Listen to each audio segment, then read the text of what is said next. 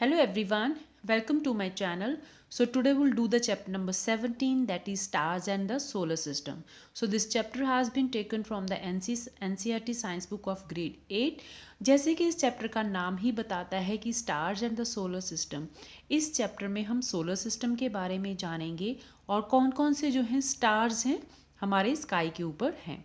And most important ये है कि मोस्टली जब भी हम स्टार्स की बात करते हैं वी जनरली से कि we see the stars at the night, लेकिन सन भी एक स्टार है जो कि हमें दिन में दिखता है, राइट जो दिन में होता है। सो हम लोगों को बहुत सारे लोगों को मिसकंसेप्शन है कि सन इज़ नॉट अ स्टार, लेकिन सन जो है एक स्टार है जो कि हमें दिन के टाइम दिखता है, right. So let's read this chapter. Paheli and Boojho visited their grand parents village during the summer break.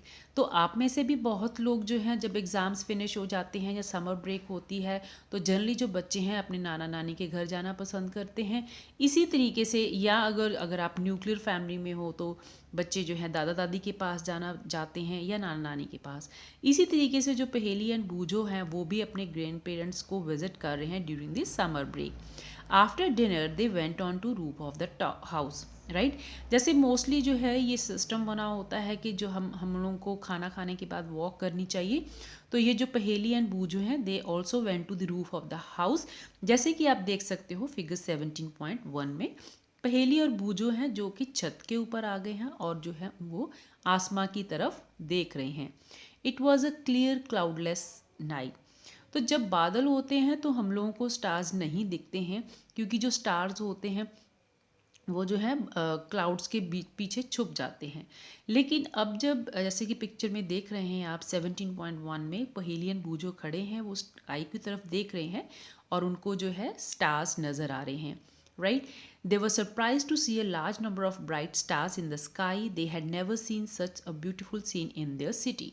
तो मोस्टली क्या होता है कि सिटी में जो बहुत ज़्यादा पोल्यूशन होता है, राइट, तो हवा में बहुत ज़्यादा सस्पेंडेड पार्टिकल्स होते हैं जिसकी वजह से जो है डस्ट जो है बहुत ज़्यादा जो है आसमान में छाई होती है, जिसकी वजह से हमें जो है स्काई जो है क्लियर नहीं नज़र आता। तो क्योंकि ये शहर के बच्चे हैं अब गांव में गए हैं तो उनको ये नज़ारा भी बहुत ब्यूटीफुल लग रहा है। So right, they have never seen such a beautiful scene in this city. तो जो कि जो है गांव में ये चीज़ें आसानी से देखी जाती हैं क्योंकि वहाँ पे जो पोल्यूशन कम होता है, लेकिन शहरों के लिए बच्चों के लिए एक नई चीज़ होती है स्काई को देखना, क्योंकि मोस्ट ऑफ द टाइम क्या होता है कि शहरों में जो घर होते हैं उनमें छत उनके पास अपनी नहीं होती है, mostly they are rented apartment, और जो है काफ़ी सारा मल्टी स्टोरीड बिल्डिंग होता है जिसकी वजह से जो है लोग अक्सर छत के ऊपर नहीं जा सकते, right. Now Paheli wondered why the village sky was so different from the night sky in the big cities. क्योंकि ये लोग अब बच्चे शहर से आए हैं तो अब वो एक गांव के स्काई को देख रहे हैं, गांव में आकर जो है आसमान को देख रहे हैं, तो उनको ये जो हैरानी हो रही है कि हमें तो कभी ऐसा स्काई नहीं दिखा, लेकिन ये स्काई ऐसा डिफरेंट क्यों है। Her grandfather explained that due to bright light, smoke and dust, the sky in the big city is rarely clear.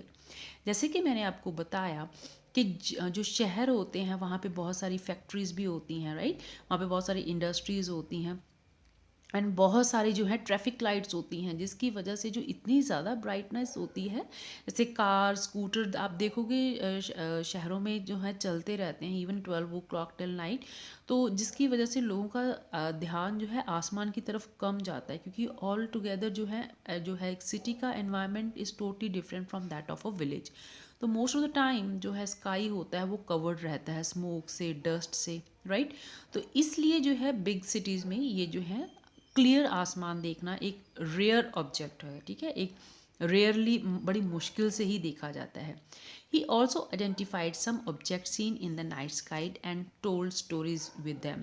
जैसे कि आपने ध्रुव तारे की स्टोरी सुनी होगी, इसी तरीके से जो है आप भी अगर नाना नानी दादा दादी के घर पे गए होंगे तो वो लोग भी आपको ऐसे सुनाते होंगे stories, right. Now night sky watching can be fascinating experience at a place where there are no bright lights and the atmosphere is clear. Definitely जो है नाइट स्काई को वॉच करना एक फैसिनेटिंग एक्सपीरियंस हो सकता है, स्पेशली जहाँ पे जो है ब्राइट लाइट्स नहीं है और जहाँ पे जो एटमॉस्फेयर है वो बहुत क्लियर है। Now look at the sky on a dark clear night, you see the entire sky dotted with countless stars, some bright and some not so bright.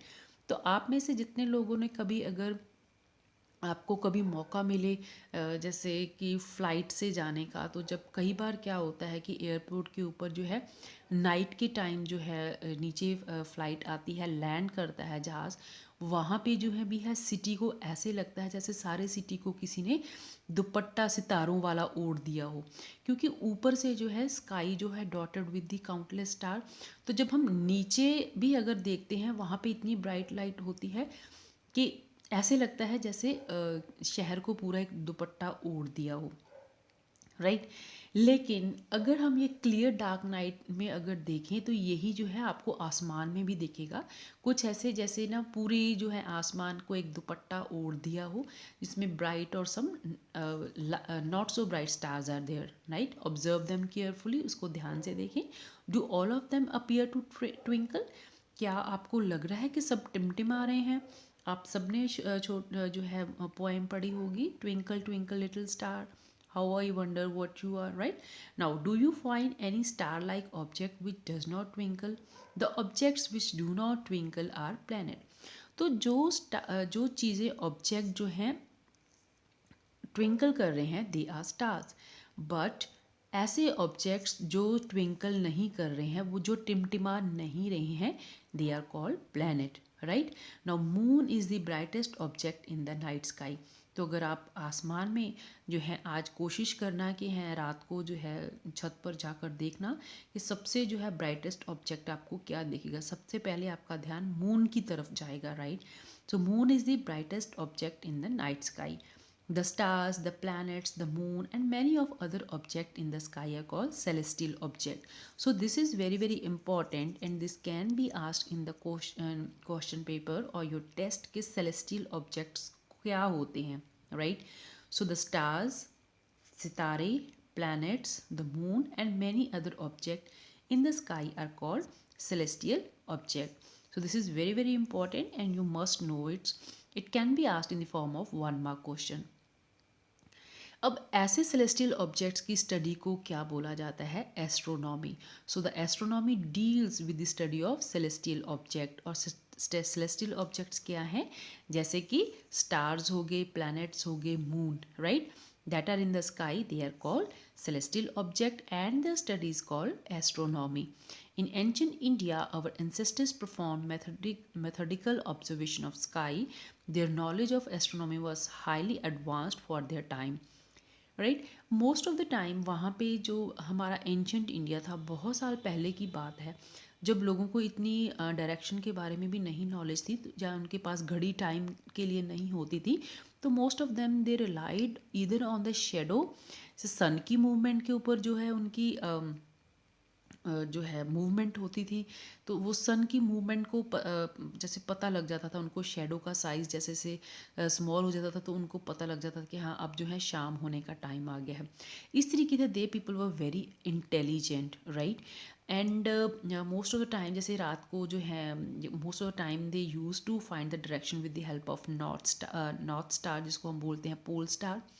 तो इस तरीके से जो है बहुत सारे लोग जो हैं ये जो है मूवमेंट से जो है सन की, राइट, मून की, वेरियस स्टार्स की, तो उससे जो है काफ़ी नॉलेज रखते थे.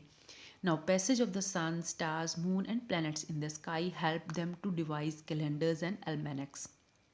तो इस तरीके से जो आपने जंतर मंतर अगर देखा होगा, तो वहाँ पे जो है आप किसी गाइड के साथ जाना, तो वो जो है आपको सब समझाएंगे किस तरीके से जो सन, स्टार या मून या प्लैनेट्स इन द स्काई किस तरीके से उनको कैलेंडर डिवाइस करने में हेल्प करते थे. आज भी जो कई जो है पंडित लोग हैं, ये लोग जो हैं ग्रह की जो है चाल देखते हैं. So it is all because of the astronomy.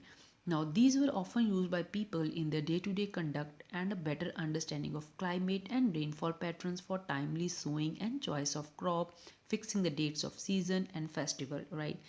तो इस तरीके से ये लोग क्या करते थे, ये जो मूवमेंट होती थी सन, स्टार्स, प्लैनेट्स की, तो वो क्या करते थे, वो अपना शेड्यूल इस तरीके से बनाते थे, और उनको इतनी अच्छी समझ थी कि अब कौन सा सीज़न आने वाला है, बरसात कब होगी, कब हमें कोई क्रॉप बीजनी है, कब हमें बोनी है, कब हमें वीट बोनी है, कब हमें राइस बोना है, कब हमें मक्का बोना है.